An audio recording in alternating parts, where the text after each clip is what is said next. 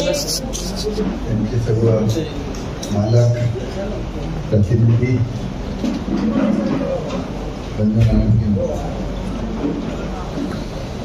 खरं आज आपण इथे जमलेले आहोत ते काही कारण नसताना जमलेले आहोत.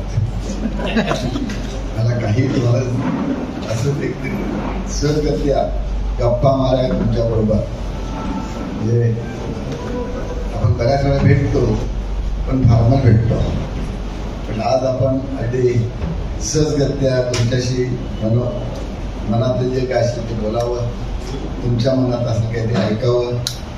आणि बऱ्याचशा आपल्या पत्रकार मित्रांनी अनेक वर्ष मला अतिशय चांगली साथ दिलेली आहे. माझ्याबद्दल चांगली भावना व्यक्त करून जास्तीत जास्त म्हणजे माझं जे जीवन आहे त्या जीवनातले सगळे चढ उतार आणि बऱ्याचशा गोष्टी ज्या माझ्याकडे काही चांगल्या झाल्या असतील त्या सुद्धा आपण लोकांपर्यंत पोचवल्यात आणि त्यामुळं मला काम करायला अतिशय आनंद वाटतो, प्रोत्साहन मिळतो. म्हटलं आता 75व्या वर्षात पदार्पण करतोय आपण, त्याला अमृत महोत्सव म्हणतात. म्हणजे सोन्यासारखा माणूस असतो आणि अमृतासारखं काही नसतं काय, यामध्ये आपल्याला अमृत महोत्सव म्हणून त्या दृष्टीने साजरा केला जातो. नंतर आज या अमृत महोत्सवात पदार्पण करत असताना मला अतिशय आनंद होत आहे की मला सर्व थरातल्या आपल्या सहकार्यांनी अतिशय चांगली साथ दिलेली आहे. त्या जीवनामध्ये जे काही मिळालंय सगळ्याच समाजातल्या सगळ्याच थरातल्या लोकांचं अतिशय चांगलं असं योगदान माझ्यासाठी लाभलेलं आहे. त्यात पत्रकार मित्र असं जास्त भाग्यवान आहे, पण आयुष्यात आता मी 60 पूर्ण केली, 70 पूर्ण केली आणि 75कडे वळलोय. परवाच एका मुलाखतीमध्ये म्हटलं की मी भाग्यवान आहे. मी 70 पार केलेली काहीतरी 7% फक्त लोक असतात. आता 75 गाठलेली म्हणतोय, पार करायला अजून आहे दिवस, पण 75 गाठलेले त्यापेक्षा कमी असतील, म्हणजे 4-5% लोक असतील. तर त्याच्यामध्ये माझा समावेश देवाने केला. देवाच्या दयेने देवाच्या कृपेनं मी 75 गाठलेले आहे आणि समाजाच्या जीवावर, सर्व साथीदारांच्या जीवावर मी आज हा अमृत महोत्सव आपण सर्वांच्या मध्यंतरी साजरा करत आहोत. जीवनात अनेक चढ उतार आले, बऱ्यापैकी यश मिळालं. सुरुवातीच्या पासून सांगायचं झालं तर फार मोठा इतिहास तयार होईल. म्हणजे लहानपणापासून सुरुवात जर केली तर लहानपण अगदी नावाखाडीसारख्या एका लहान नावाकडच्या उत्तरपाडा नावाच्या लहानशा गावात झालं. शेतीभाती होती, शेतीभाती गेली, खाडी फुटली म्हणून, पण एक उदरनिर्वाह साधन म्हणून मच्छ्यावर जाऊन रेती काढून ती रेती मुंबईला विकण्यापर्यंत माझे वडील काम करत होतं. त्याच्यात गेलं, तिथे गावात कृष्ण मथुरावर जाऊन मी काम केलं. मला पोहता येतं की नाही तुम्हाला कधी प्रश्न असेल, मला पोहता येतं. समुद्रामध्ये खाली जायचं म्हणजे 4 पुरुष 5 पुरुष साधारणतः 20 फूट 25 फूट आणि त्या तिथं जाऊन ती टोपली असते, टोपलीला शिकाऱ्या बांधलेल्या असतात, ती काठीला अशी मथव्याला मारलेली असते, चारी बाजूला नांगर टाकलेले असतात मथव्याला. आता आपल्याला ते पाहायला मिळत नाही, पण मथव्याला समोर नांगर, मागे एक नांगर, दोन्ही बाजू 2 नांगर आणि मग मथवा स्थावर केला तर एका जागेवर उडी मारायची आणि उडी मारून तळाला जायचं. हे घेऊन जायचं काय, टोपली घेऊन जायचं आणि ती खाली घेऊन गेल्यानंतर ते टोपली तिथे भरायची, खाली वरती यायचं आणि मग जे मथव्यातले 2 लोक असतात ती टोपली खेचतात आणि पुन्हा आपल्या मथव्यावरती टाकतात. असं एक एक टोपली करून जे 2 बाजूला असतात त्या टोपल्या हे केलेलं तर ते मथवा भरायचा. किती चिकिरीचं काम असेल बघा, आपण पाण्यात जायला घाबरतो आणि तेही कुठं, एक तर समजा ठाणाखाडीमध्ये आणि दुसरं उच्चर आयलंड जे आहे रामदास बोट जिथे बुडालेले आहे ना, तिथे सुद्धा मुंबईच्या जवळपास घारापुरी एलिफंटियाच्या त्या साईडला ही कामं केली. त्याच्यानंतर पुन्हा मग हायस्कूलला गेलो. गरिबी आपल्या 5वीला पोचलेली होती, बऱ्यापैकी होतं की जेवण मिळत होतं. जेवणासाठी जास्त आटापिटा करावा लागत नव्हतो, वडिलांनी धंदा करत होतो. पॅन्ट एकच अशी मला वाटते, 2 पण नसतील. आणि मग सुट्टीच्या दिवशी रविवारच्या वेळेला वडिलांचा लंगोटी जी असते, रुमाल मच्छीवर फळ्यांचा असतो बघा, तो नेसायचा आपण आणि पॅन्ट धुवायला पोपटच्या तळावर जायचं. 51 सालचा माझा जन्म. नशिबाने आम्ही स्वातंत्र्य मिळालं, प्रजासत्ताक भारत झाला 26 जानेवारी 51ला, बरोबर आहे. आणि त्याच्यानंतर 2 जून 51ला माझा जन्म झाला. म्हणजे त्यानंतर नशिबाने आहे. मग त्या ह्याच्यातून साधारणतः 51 पासून ते प्रवास करताना 63 साली नावाखाली तिथं राहणं शक्य झालं. शिवाजीनगरला आलो. गावांमध्ये एक शिवाजीनगर म्हणून नवीन वसाहत बसवली 63-64 साली. 7वी गावाला झालं. 8वी ते 11वी NB पाटील करवीरांची संस्था जी आहे ती अण्णांची संस्था. दिबा पाटील साहेब, दत्तोशी पाटील, जनार्दन भगत, NB पाटील यांच्या आशीर्वादाने हायस्कूल आलं. 4 वर्षे काढली. डिटेल जाता येणार नाही कारण भरपूर लांबचा प्रवास आहे तो, जीवनाचा प्रवास. आणि त्याच्यानंतर सातारा काढलं. सातारला काही दिवस लेबर सिटीमध्ये काम केलं, हॉस्टेलला राहिलो. फार छान, तुमच्यासारखेच सर्व मित्र मैत्रीण मिळाले तिथं. एका रूममध्ये 10 लोक राहत होतो. बॅग उशाला असायची, झोपायचं आपलं. त्याचं आम्ही शिक्षण घेतलं 4 वर्ष. पण सर्व जाती धर्म सर्व भेदभाव विसरून एका याच्यामध्ये ताट घ्यायचं. जेवायचं वेळ झालं की ताट वाजवत जायचं, मेसमध्ये जायचं आणि मग तिथं मिळेल ते खायचं. तिथलं जेवण फार मजेशीर होतं. म्हणजे बाजरीची भाकरी असायची आणि दाल नावाला म्हणायला दाल होती. आतमध्ये उडी मारली तरी दाल लागत नव्हती वाटीमध्ये. तर अशा प्रकारचं ते जेवण होतं. आणि कधीतरी एखादा वाटपे असतो ना, तो आपल्याला सरफेस द्यायचा. म्हणजे तेल आणि हे असतं ना, तेल आणि मसाला ते दिलं की अगदी हां, म्हणजे त्याला जास्त हे सरफेस दिला असं म्हणायचे. तर तशावरती ते असायचं. रविवारी आम्हाला मात्र चपाती मिळायची, मग फार आनंद व्हायचा. ह्या पद्धतीचं शिक्षण तिथे घेतलं. BA झालो, B.Ed झालो, शिक्षक झालो विकासगृहावर. परत पाहिलं 342 पगार होता महिन्याला.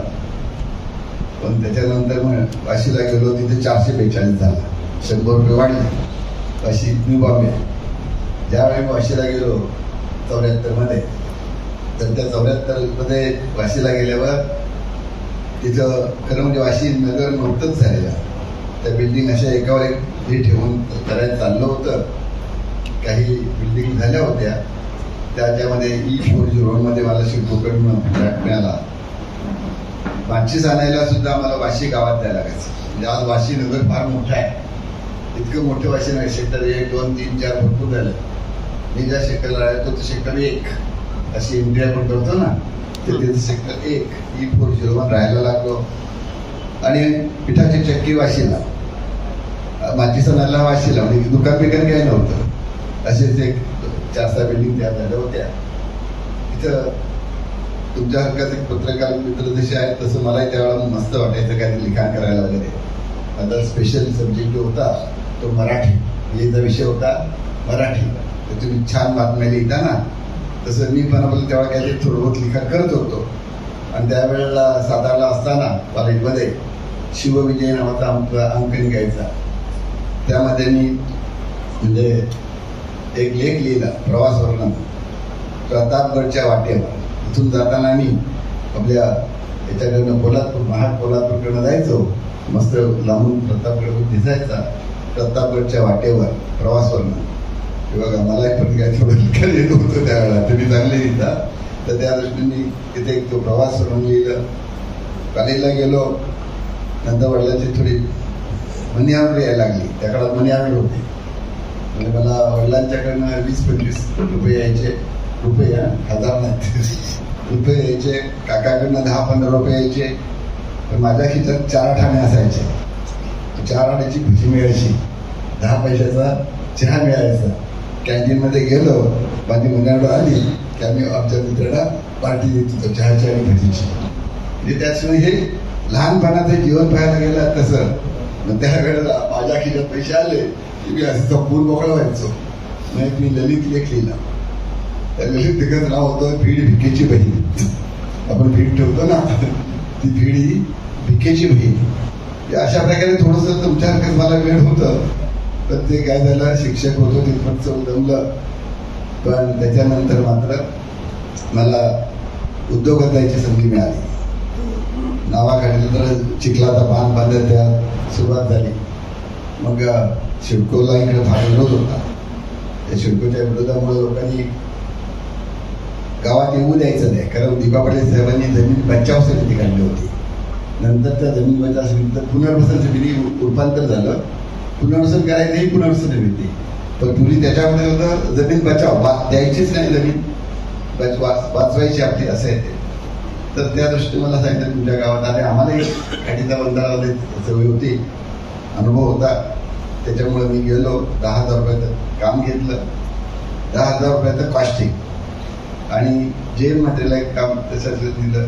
आणि पार्टनरशिप होते ब्ल्यू स्टार जी कंपनी आहे ती, त्यांना एक 10-12,000चं काम असतं.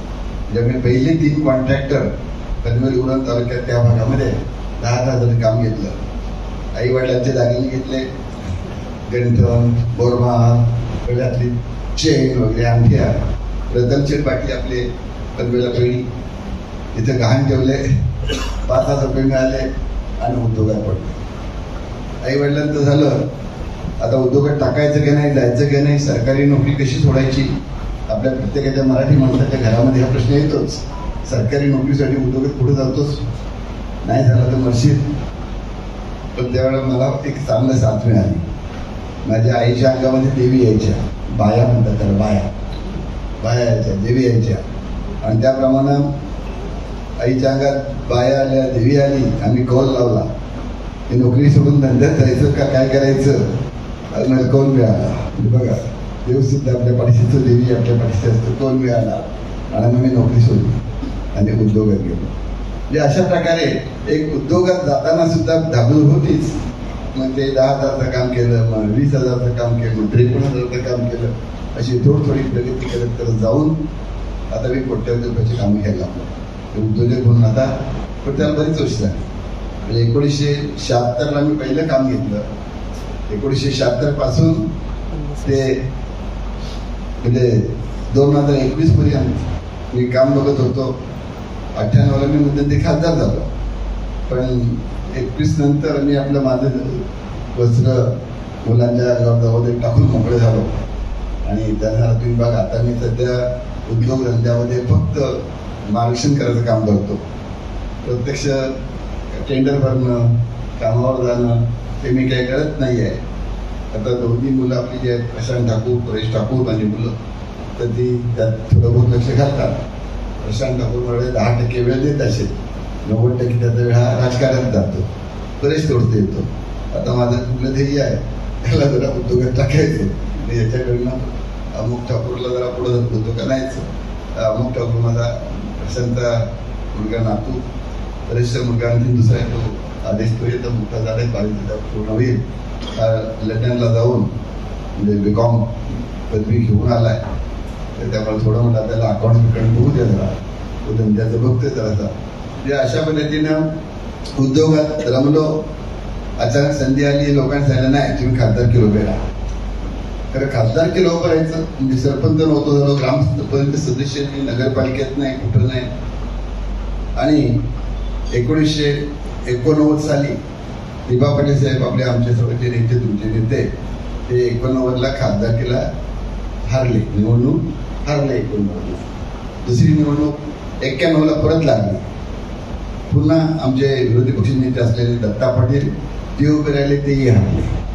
96ला 5 वर्षांनी पुन्हा निवडणूक लागली, पुन्हा दत्ता पाटील उभे राहिले, पुन्हा ते हारले. 3 वेळा शेतकरी कामगार पक्षाचा हा सलग 3 वेळा पराभवाची हॅट्रिक झाली, पराभव झाला. पण नंतर 2 वर्षांनी परत निवडणूक लागली. मग बघायला लागले इकडं उभं कुणाकडे राहायला तयार नव्हते.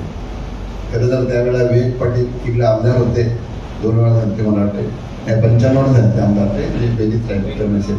त्याच्यानंतर मोहन पाटील त्यावेळेला म्हणजे 98ची निवडणूक म्हणतोय, तर त्यावेळेला ते मंत्री पण हे झाले होते.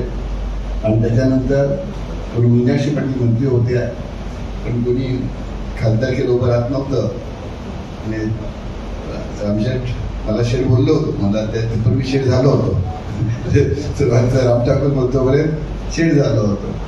आणि त्याच्यानंतर जा दिल्लीला म्हणे, नाहीतरी आमची जाऊन काय करतोय, झोपाच काढतोय. सॉरी म्हणजे त्याच्यावर इतका आता मला बोलायला नको, नंतर माझे ते हे झाले. पण त्यावेळी एक त्यांच्याबद्दलचं एक साधारण समाजामध्ये होतं की अंतुले हे बाकीच्या लोकांना भेटत नव्हते. घरी कुणी गेलं तर त्यांच्या घरातला माणूस काय म्हणता, साप हाई नाही, तर ते शब्द कसं होतं, साप हाई नाही अशा प्रकारचं. म्हणजे असून सुद्धा नाही म्हणून ऐकायला म्हणत होतं. मला वाटतं मी खासदार झालं बदललं ते चित्र जे आहे ना, दिवस रात्र सकाळी 6 वाजल्यापासून ते रात्री 10-11 पर्यंत साधारणतः आपल्याला लोकांच्या कामावर धावतो पडतो. पण अंतुले साहेबांचं पुढं कोणी राहायला तयार नव्हता. ते 89, 91, 96 3 वेळा खासदार झाले होते. इंदिरा गांधी मंत्रिमंडळात एक महत्वाचे असे ते सरचिटणीस होते पक्षाचे, म्हणजे इतकी सर्व. आणि ज्या वेळा 98ची निवडणुकीला मी राहिलो त्यांच्या विरुद्ध, त्यावेळेला ते हेल्थ मिनिस्टर होते दिल्लीमध्ये, आरोग्यमंत्री. आता अशा इतक्या मोठ्या माणसाच्या विरुद्ध उभं राहायचं म्हटलं, चला आता भरपूर दगड मातीचा धंदा बरीच वर्षी केला. 76 ते 98 त्यावेळा 22 वर्षात ते म्हटलं आता जाऊया, आपलं नाव तरी भिंतीवर राहील, पडलो तर पडलो, लोकसभेचे उमेदवार नाव तर राहील ना, पण देवाची कृपा निवडून आलो. म्हणजे अशा प्रकारे आयुष्यामध्ये आपलं हेतू चांगला असला, आपलं लक्ष जर सुंदर असलं, चांगलं असलं, आणि काम करताना आपण दुसऱ्याला शक्यतो त्रास न देता चांगली कामं करत जावी, जितकं उपयोगी पडतंय लोकांच्या तितकं उपयोगी पडावं, असं हे असलं तर बघा, गरीब शिक्षणही होणार नव्हतं, हायस्कूलही झालं नसलो, पण हायस्कूल झालं, कॉलेज झालं, नंतर शिक्षक लागलो, परत नंतर उद्योजक झालो, आणि ही संधी खासदारकीची आली, आणि देवाच्या कृपेनं मी खासदारही झालो. म्हणजे अशा प्रत्येकाच्या आयुष्यात या स्टेप येत असतात. प्रत्येकाला आपल्याला झगडत जावं लागतं. बरेचसे आपले उदाहरण आहेत की गरिबीतून जाऊन रस्त्यावरच्या लाईटमधून शिकून सुद्धा मोठमोठे आपले नेते झालेले आहेत राष्ट्रात. म्हणजे अब्दुल कलाम सारखे हे पण झालेले आहेत, अब्राहम लिंकनचे नाव देतो आपण, असे बरीचशी नाव आपल्याला घेता येतील. आणि म्हणून आपण कोणी गरीब होतो, मला काहीच जमत नाही, रडत न बसताना आपण प्रयत्न करत जाणं हे जास्त महत्वाचं असतं. आणि त्याच्याबरोबर जितकं जमेल तितकं आपलं करता करता इतरांना मदत करावी, ही जर भूमिका घेतली तर आपण जीवनात यशस्वी होतो. देवानं माझ्या वाट्याला ते दिलं, मी खासदार झालो, एकदा सोडून दुसऱ्यांदा तर माझ्या आणखीन पाळी आली. आमचेच नेते दीपा पाटील साहेब, त्यांच्या विरुद्ध पुन्हा मला निवडणूक खासदारकी लढावी लागली. तिथे लोकांनी लहानशा पोराला, म्हणजे मी लहान मुलगा त्यांच्यासमोर राहिलं होतं, तर मला जिंकवलं आणि पाटील साहेब सुद्धा झालं. मग नंतर मात्र मी ठरवलं, म्हटलं दिल्लीची हवा म्हणजे हवा नुसती खराब नव्हती, पण तिथं आपलं फक्त इतकं मोठं सभागृह, इतके 543-45 खासदार लोकसभेतले सर्व देशातले हे चालायचे. आणि तिथं जो मोठा पक्ष असेल ते त्याला आपली मतं मांडायला जागा असते, वेळ मिळतो. ज्याची जास्त खासदार त्याचे जास्त वेळ, सत्ताधारी पक्षाचे किंवा मुख्य विरोधी पक्षाचे असतील त्याचे, ते त्यांना जास्त वेळ. आणि आपला अपक्षच मत देतो, दशेच्या पक्ष पण अपक्षच मत जात होतं. त्यामुळे विशेष काही नाही. तर ज्या ज्यावेळेस संधी मिळाली त्यावेळेला रेल्वेचे असतील, असेल ते विषय मांडले. बऱ्याच वेळा मला मग प्रश्नोत्तराच्या तासात ती संधी मिळत होती, कधी आपल्या शून्य प्रहारामध्ये त्यावर संधी मिळत होती. पण विशेष असं त्याच्यामध्ये जास्त संधी नव्हती. पण त्यातून सुद्धा खासदारकी म्हणून चांगलं काम केल्यावर सुद्धा वाटायला लागलं की इथं आता काही गोष्टी होत आहेत. वादळ आलं, मच्छीमाराच्या होड्या बुडाल्या, हे झालं त्याच्यातून. पण आपण आपलं बोलतोय भांडतोय हे व्हायला पण ते व्हायला पाहिजे.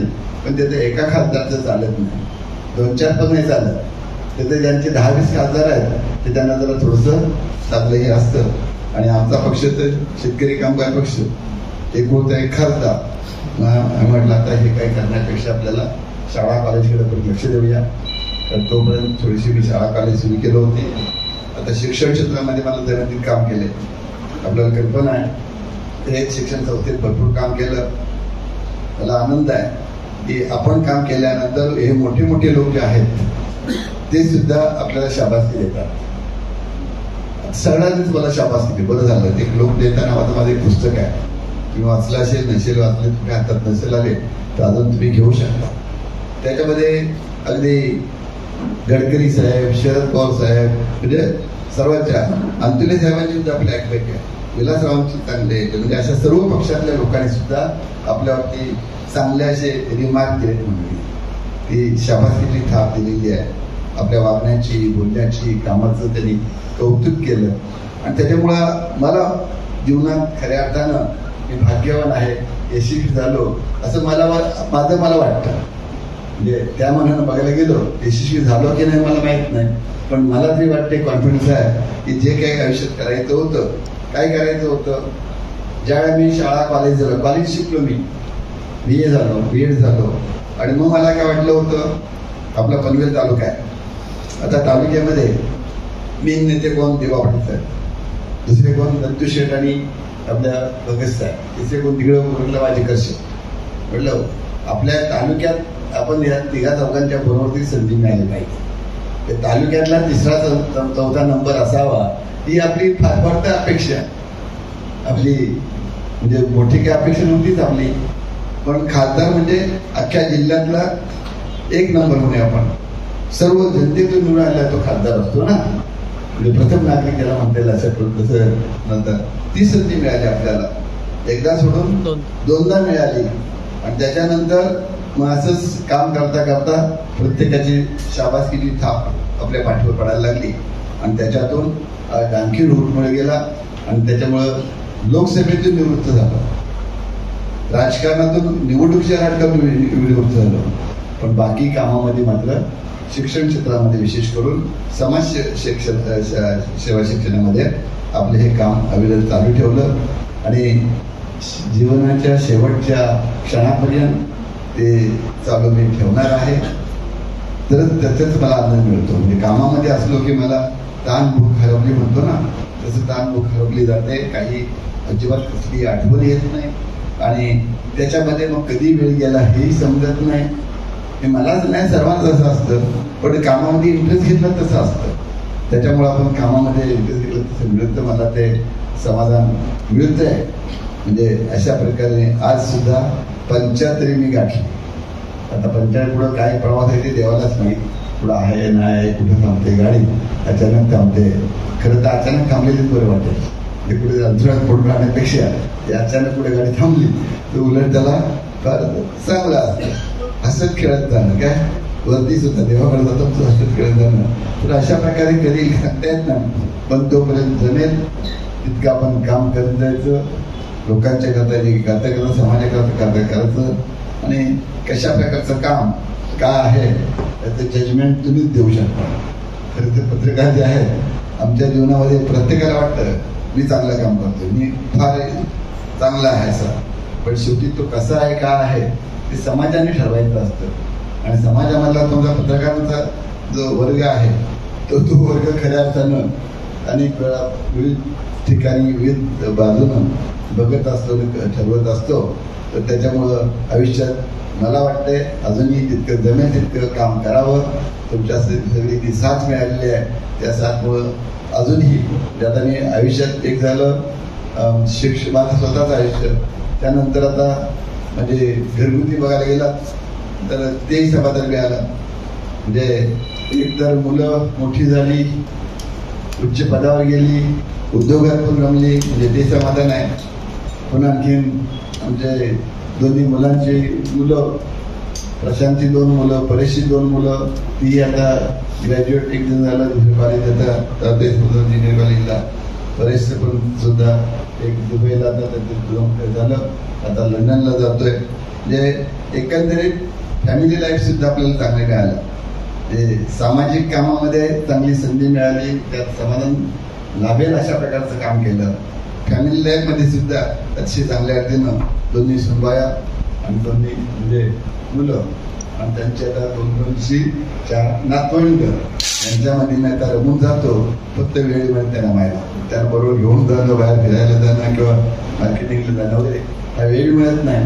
पण एकंदरीत सामाजिक आयुष्यात मोठ्या मोठ्या थोड्या मोठ्यांच्या आशीर्वादी मिळत त्यांची आपल्याबद्दल काढले उद्गार पाहिजे ते पाहिल्यानंतर बरं वाटतं. आणि फॅमिली लाईफमध्ये सुद्धा चांगल्या अर्थानं समाधानाची अशी गोष्ट आहे. जीवन यथार्थ झाल्यासारखं वाटतं, त्यात कमी जास्त असेल तर त्याच्यामध्ये चांगलं घडवण्यात तुमचा वाटा भरपूर मोठा आहे. आणि जे काय अजून जे काय करता येईल ते मी करत राहीन अशी मी ग्वाही देतो. तुमच्या पत्रकाराच्या समोर साक्षीनं अशी मी ग्वाही देतो. आणि शेवटपर्यंत धडपडत राहून समाजसेवा वेगवेगळ्या प्रकारे, समाजसेवा एकाच बाजून नाही करता येत, विविध क्षेत्रामध्ये करता येते. तर एक समाजसेवा राजकारणात सुद्धा समाजसेवाच करायची असते. आता बरेचसे लोक राजकारण गेलं की अंगावर चिकटवून घेतात, राजकारण जास्त करतात. समाजसेवा तुम्हाला वाटतं आता निवडून येणं जास्त महत्वाचं, मला तसं काही वाटलं नाही. आणि म्हणून सर्व पक्षातील आमच्या सगळ्याच लोकांचं म्हणणं होतं तुम्ही निवडून उभं राहिलं पाहिजे. पण बोललं नाही, रद्द झाला, आता कुठेतरी एकदा ते थांबलं पाहिजे. थांबलो आणि आज 75 वर्षात अमृत महोत्सवी वर्षात पदार्पण केलंय. तुमच्या सर्वांच्या सदिच्छामुळं माझं जीवन चांगलं चाललंय. आणि असंच तुमचं प्रेम हे पुढेही राहू द्या अशी तुम्हाला विनंती करतो. आणि माझं मी प्रास्ताविक म्हणा किंवा मनोगत म्हणा ते संपवतो. आपल्याला आणखीन माझ्याबद्दल काय जाणून घ्यायचं असेल, विचारायचं असेल कुठल्याही बाबतीत ABCD म्हणजे धंद्यातला असो, राजकारणातला असो, समाजकारणातला असो, शैक्षणिक क्षेत्रातला असो, त्यावर अवश्य विचारू शकता. अजून एक अर्धा तासामध्ये चर्चा करायला काहीच हरकत नाही ना, नंतर जेवण आहे.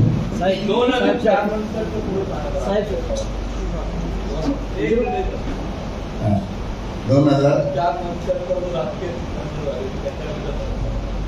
आता त्याला इंटरेस्ट आहे की राजकीय स्थित्यंत बघा. शेतकरी कामगार पक्ष, माझे वडील शेतकरी कामगार पक्षाचे होते आणि म्हणून सुरुवातीपासून शेतकरी कामगार पक्षाचं मी सुद्धा समजायला लागलं, व्यवसाय काम करायला लागलो. पण 98ला खासदार झालो, 99ला खासदार झालो. आणि ही टर्म संपता 2099 ते 2004 संपता 6 महिने अगोदर निवडणूक लागली. आणि शरद पवार साहेब वगैरे आमच्या महाराष्ट्र जे दिल्लीला आहे ते भूमिपूजनाकरता आले होते. आणि त्याच्यानंतर ही निवडणुकीच्या दृष्टीने उमेदवार निवडणुकीची प्रक्रिया चालू होती. त्यांना समजलं की रामशेठ काही निवडणुकीला उभे राहत नाहीत.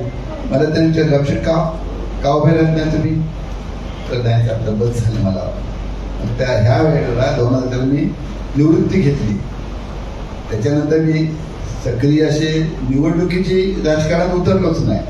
पण त्यावेळेला घेतल्यावर सुद्धा समोर कधी असं की आपल्यातून माणूस निवृत्त झालाय तर त्याला आपलं कसे जरा दिवसायचं वगैरे. आणि त्याच्यानंतर मला वाटत होतं त्याप्रमाणे आता वादळवादी यांनी सांगितलं नव्हता का त्याच्यावर सांगा. एक गोष्ट होती की मी शेका पक्षाला त्या नेत्याला सांगत होतो की बघा आता आपण एक पक्षाचं आपल्याला नुसतं असं राजकारणात भविष्य नाही. जी काही कामं मंजूर करून घ्यायची असतील केंद्र सरकारकडनं, राज्य सरकारकडनं, तर आपण सत्ताधारी पक्षाकडं जायला पाहिजे. अनेकांनी ही मतं व्यक्त केलीत. बघा जे सत्ताधारी पक्षात गेले ते काय सांगत असतात, आजही उलटापालटी होतात तर त्यांचा एक उद्देश काय स्वतः करतच जातात अशातला भाग नाही. तर आपल्या मतदारसंघाचं, आपल्या भागामध्ये फंड्स यावा केंद्राचा, राज्याचा, तर आपण त्या पक्षात जायला पाहिजे. आणि तशा पद्धतीचं हे झाल्यानंतर मी त्यावेळेस डिक्लेअर केलं की आपण काँग्रेस किंवा राष्ट्रवादी पक्षात जावं. असं 96 साली मी त्यावेळेला 2004 सांगायला लागलो. पण कुणी ऐकत नव्हते, हे नाही ते नाही असं. मग मी आपलं एका दिवशी विजय कडूला वाजवायला बोलवलं आणि मी तसं सांगितलं, विजयजी मी सांगतो तू लेखली का शेका पक्ष आता काँग्रेस किंवा राष्ट्रवादीत विलीन करावं. दुसऱ्या वर्षी यांनी बातमी छापली, ती आली आणि हाहाकार झाला, प्रत्येक जण भांडत आले. याला बोलवलं वाटतं मला, विजयला बोलवलं, विजय तू आता शेटचं मार खाणार, मी पक्ष सोडणार काय बोलतो, तू आता शेटचं मार खाणार, बघ तू काय लिहिलंस काय झालंय. नाही म्हणजे शेटनंच बोलून मला सांगितलंय म्हणजे, आणि मी सांगितलं होतं मी नाही कशाला म्हणून. मी म्हटलं माझ्याकडे आले सगळे.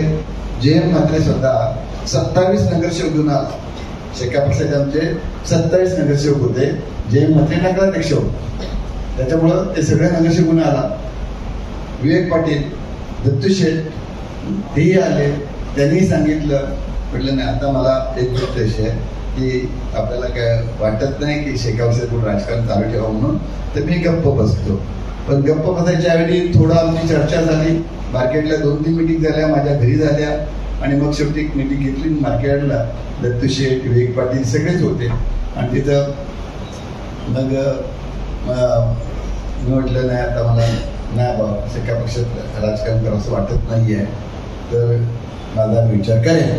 माझा विचार झाल्यानंतर मी विवेक पाटील म्हणाले की त्यांचं मत असं 2-3 वर्ष ते असं दाखवत आहेत की आता शेका पक्ष बंद झालं, शेका पक्ष बंद झालं, त्यामुळे ते काय राहणार. सगळ्यांची विनंती करून झाल्यानंतर त्यांच्या लक्षात आलं की रामशेठ आता शेका पक्षात राहणार नाही आणि त्याच्यामुळं मार्केट रूममधून बाहेर पडलो आणि विवेक पाटील माझ्या खांद्यावर डोकं ठेवून म्हणले, रामशेठ आपण इथं जाऊ, बोलूत जाऊ, म्हणजे त्याच्यातून काय राज्य झालं ते याच्यातून जे भावनिक आपण ज्याला म्हणतो ना दोस्तीमध्ये भावना.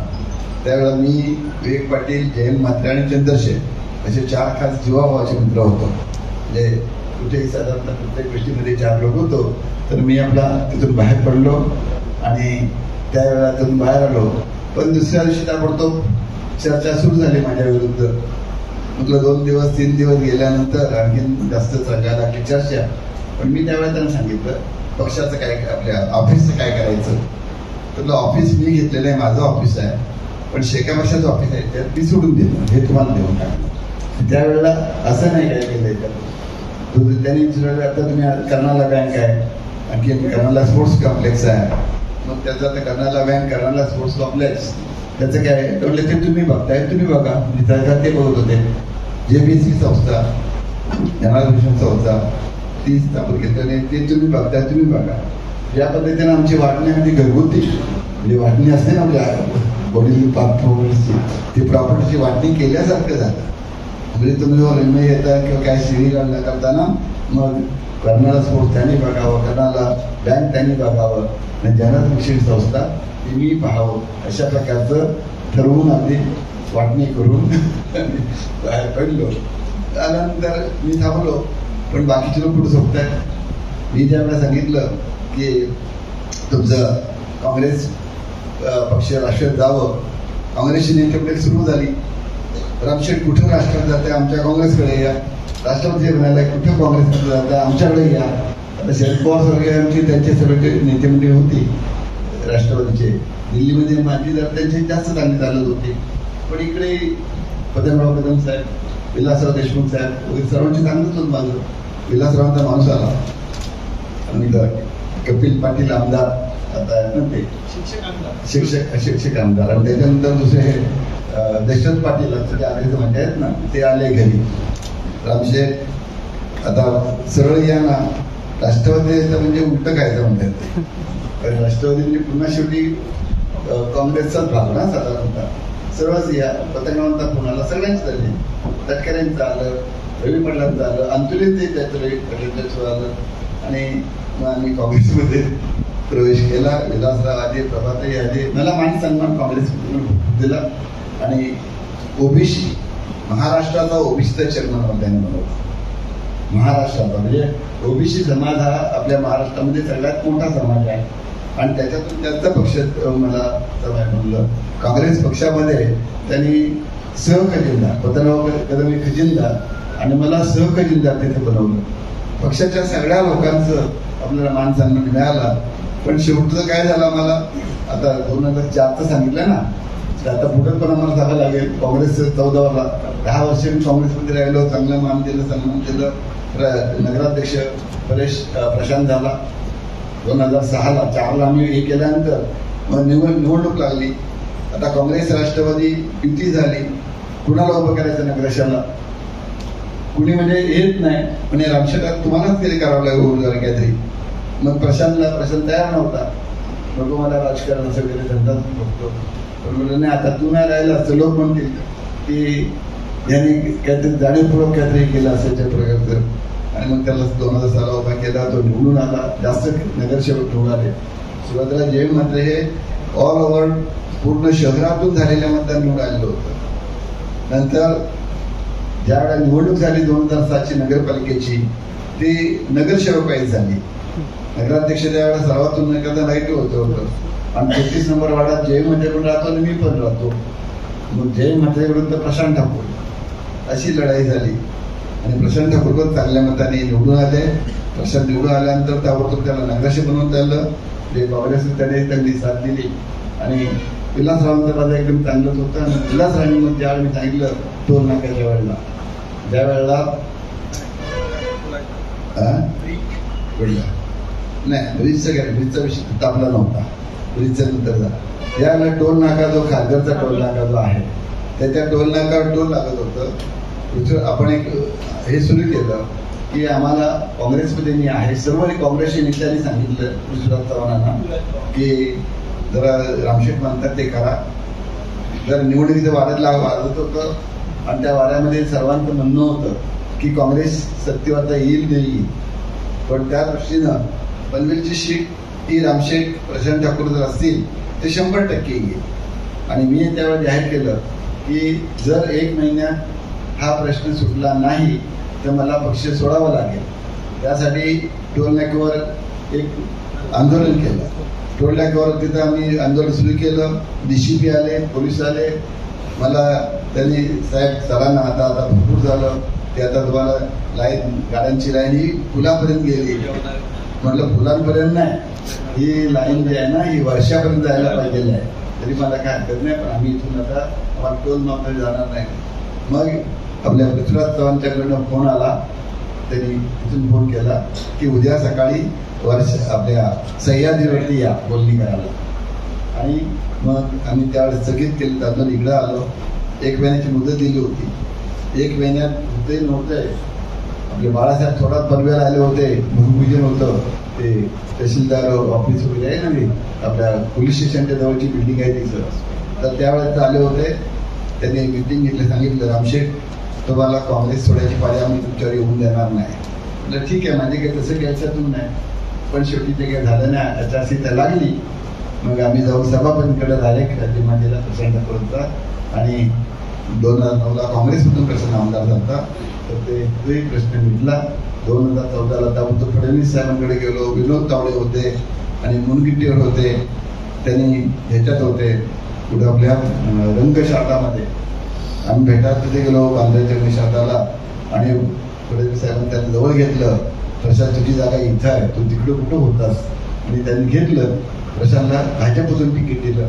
प्रशांत 2013ला भाजपचा आमदार झाला. 9ला काँग्रेसचा, 13-14ला भाजपचा, 19ला भाजपचा. आणि आता तुमच्या सगळ्यांच्या कृपेनं पुन्हा आणखी 2024ला भाजपचा आमदार झाला. म्हणजे अशा रीतीनं 4थ्यांदा झाला. आता 5व्यांदा करावं लागेल तुम्हाला एकदम आमदार पुढची पाळी त्यावेळेला. तर अशा पद्धतीने आपल्याला राजकीय प्रवासामध्ये मला बऱ्याचशा गोष्टी बोलता येतील. बरंचसं मोठं पुस्तक होईल. कट करायचं कसं कमी करत जायचं हा प्रश्न आहे. पण हे झालं प्रत्येक अँगल आहे. समाजसेवा हा एक भाग आहे.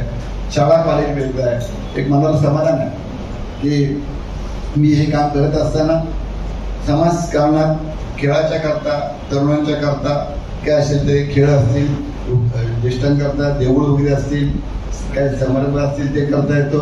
संस्थेत रहित करता काय काम करता आलं, जिथे शिकलो तिथं ते करता आलं. तर त्याच्यामध्ये काय केलं तर वडिलांच्या नावानं कुठं तुमचं नवीन पुण्याला पहिल्यांदा हायस्कूल काढलं. मराठी मेथड, इंग्लिश माध्यम, कंपोजिट स्कूल. त्याच्यानंतर दुसऱ्यांदा आता मी वडिलांच्या नावानं खामदा गल्लीत शिकेटी कॉलेज काढलं. आज ते कॉलेज सुद्धा A++ आहे. महाराष्ट्रातील नामवंत आहे, अकॅडमिक कॉलेज असून बेस्ट कॉलेज अवॉर्ड आहे, सगळं काय झालेलं त्याला तेच झालेलं आहे. त्याच्यानंतर खांदा कॉलेजमध्ये आईच्या नावानं लॉ कॉलेज काढलं आणि त्यावेळेला एक करामत केली की ज्यांची एकत्र बसत नव्हते अशी काही मंडळी लॉ कॉलेजच्या उद्घाटनाकरता दत्ता पाटील, दिबा पाटील आणि अंतुले हे 3 नेते जे आहेत हे तिघांना एकत्र आणलं. नंतर काँग्रेस मध्ये आम्ही असताना असंच झालं, राणे साहेबांचं आणि विलासरावांचं पटत नव्हतं. विलासरावांनी मला काँग्रेसमध्ये घेतलं, राणे साहेब नंतर पक्षात आले होते पण एकत्र येत नव्हते. पण ज्या प्रशांतची मिटिंग ठेवली तर त्या प्रशांतच्या मिटिंगनिमित्त दोघेही पहिल्यांदा एकत्र आले, विलासराव आणि नारायणराव. अशा प्रकारे जर रामशेठ ठाकूर असला की दुवा होता, म्हणजे ग्रुप जर टुगेदर असतील तर त्याच्यामधला सुद्धा दिवा होता. मग आता तशाच प्रदेश झालं तर आईच्या नावानं द्रोणागिरीमध्ये आपण इंग्लिश मिडियमचं एक स्कूल काढलं, म्हणजे आईच्या नावाने एक इंग्लिश मिडियम स्कूल आणि एक लॉ कॉलेज, वडिलांच्या नावाने एक हायस्कूल आणि कॉलेज. मग मला वाटलं माझ्या नावाने काहीतरी व्हायला पाहिजे आणि म्हणून मी खारघरला रामशेठ ठाकूर पब्लिक स्कूल काढले 1919ला CBSEचं, एकदम छान चाललेलं आहे. मोठी मोठी जी देश स्तरावरची गोष्टी मिळाली बक्षीसं. त्यात रामशेठच्या नावानं खारघरला कॉलेज काढलं. म्हणजे आता हे करता करता वाटायला लागलं कोपरला, गव्हाणला, शिवाजीनगरला का आपलं माझ्या नावाचं काहीतरी असावं. एक स्पोर्ट्स कॉम्प्लेक्स आपलं झालं मोठ्या प्रकारचं, 17 एकरमध्ये छान इंटरनॅशनल स्पोर्ट्स आपले झालं. दुसरं आता मग ते अटल ब्रिज जिथे झालेलं आहे तिथे रामशेठ ठाकूर नावानं पुन्हा एक CBSEचं एक छान मोठं स्कूल काढलं. आयुष्यामध्ये समाजसेवेचं काम करताना किंवा देवळांकरता मदत केली, त्यामुळे विद्यालयाने मदत केली. शरद पवारांनी त्याच्यामुळे आपल्याला म्हटलं की रामशेठने इतकं काम केलंय की रामशेठच्या कामाचा आम्हाला अभिमान वाटतो आणि कृतज्ञता व्यक्त करावीशी वाटते. म्हणजे शरद पवारांसारखी माणसं म्हणतात आणि त्याच्या म्हणतात आता मला जर माझी कॉलर तशी ताकद आहे, मला भुलून गेलेलं नाही, जितकं जमेल तितकं जास्तीत जास्त काम करावं अशी माझी अपेक्षा आहे. आणि त्या दृष्टीनं तुमच्या सर्वांच्या सहकार्यानं अजूनही समाजसेवेतली, शिक्षण क्षेत्रातली, आता राजकारणात मला काही करायचं नाहीये पण शिक्षण क्षेत्रातली, समाजसेवेतली जिथे इथे संधी मिळेल. आता मी आणखीन एक काम सांगितलं. परवाच मी शिडकोमध्ये गेलो होतो. मी म्हटलं शिडकोकडे लोक गेले की म्हणतात मला रेशनशील का कमर्शियल काहीतरी जागा द्या. माझी 94 गुंठ त्या ह्याच्याजवळ जागा आहे, गव्हाण दासेरावला. तर मी त्यांना सांगितलं की ही 94 गुंठ जागा आहे ना, ती एज्युकेशनल, मैदान आणि देऊळ, 4000 मीटर देवळा आपल्या शाळेकरता, 4000 मीटर ग्राउंड करता आणि उरलेले 1400 मीटर ही देवळा करता. इथं तुम्ही ते आरक्षण टाका. म्हणजे आपल्याला लोकांना हे आरक्षण की काहीच नाही ना. त्यावेळेला मला तिथला एक अधिकारी म्हणाला काय अरे साहेब याच्याकरता तुम्हाला म्हणे 2.5 पैसे मिळणार आणि रेशनशील बांधकाम करायला मिळणार. म्हटलं मला ते फायदा नको आहे, त्यांना माझं समाधान झालंय, पोरांचं पोरं बघतील त्यांच्यामध्ये ते समर्थ आहे. तर त्या दृष्टीनं मला अजून काय करता आलं तर समाज म्हणजे शिक्षण क्षेत्रातलं ते किंवा देवतांच्या दृष्टी काहीतरी सामाजिक काम, आध्यात्मिक काम करता आलं ते जरूर करावं असं वाटते. अजून देवानं अजून काय आयुष्य दिलं, देवाने काय संधी दिली तर ते सुद्धा आपण तुमच्याशी नक्कीच करू असा विश्वास वाटतो. माझे भाषण फार लांबच चाललंय, एक वर्गातलं पिरियड स्थापन केलं असेल तरी आता पुढलं जे काय आहे ते सूत्र तुमच्याकडे देतो. रामशेठ ठाकूर या व्यक्तीचा अभ्यास करायचा म्हटलं त्यांच्याशिवाय पनवेल-उरणचं राजकारण पूर्ण होत नाही. परंतु त्यांच्यात कधी राजकारण दिसत नाही. त्यांना उद्योजक किंवा श्रीमंत म्हणावं तर श्रीमंती त्यांनी कधी दाखवली नाही, उद्योजक तर त्यांच्यात दिसली नाही, म्हणजे तसे वागले नाही. म्हणजे एखादा अवलिया माणूस असतो त्याला काय समजावं असं होतं. तसं म्हणजे रामशेठ ठाकूर असं म्हणजे लोकांना ते कधी नातवंडासोबत एखाद्या आजोबासारखे असतात, पत्रकारांसोबत पत्रकारांसारखे असतात. राजकारण हा त्यांचा पिंड नाही पण करावं लागते. तर या तुम्ही स्वतः कसं हे सगळं कसं साध्य झालंय? तुम्ही आता जे वाक्य वापरलं थोडा एक शब्द मला जरा थोडासा अर्थ समजला नाही. अवलिया अवलिया शब्द कशा करता कुठे वापरता मला माहित नाही. तुमच्या बोलण्याचा अर्थ चांगला आहे. म्हणजे आध्यात्मिक क्षेत्रात असे खूप असे पुरुष होऊन गेले की त्यांचं एकंदरीत सर्व क्षेत्रातलं योगदान पाहतात लोक, तर ते अवलिया मान ते त्यांचं काही कळतच नाही लोकांना, सर्वांगीण क्षेत्र त्यांचं असते. असं तुमची भावना चांगली आहे, मला 100% माहिती आहे. त्यामुळे तुम्ही कुठल्या तरी दशा अर्थाने अवलिया नाही म्हणलं, पण एक चांगलं काम करणं याच्यामध्ये म्हटलं तर तुम्हाला मी खरंच आता माझ्यावर बोलण्यावर तुम्ही ऐकलं पाहिलं असेल साधारणतः की एक साफ दृष्टी समोरच्या नजरेनं चांगलं काम करता येईल ते करावं, प्रत्येक गोष्टीत चांगली भावना असावी, चांगलं करावं.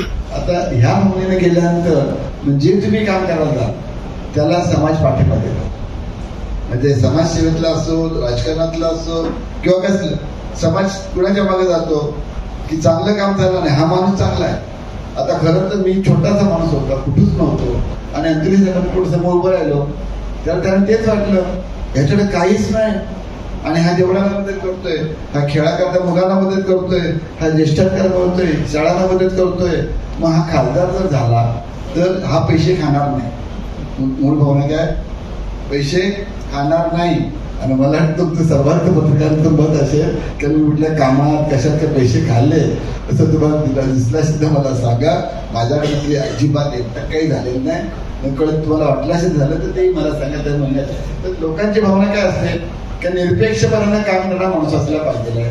आता परवा पाहिलं आमचं भाजपचं राज्य आहे, स्मशानभूमीवर शिडको अतिक्रमण केल्यानंतर मी गेलो, 2 वेळा गेलो, 2 वेळा पोलिसांनी थांबवलं.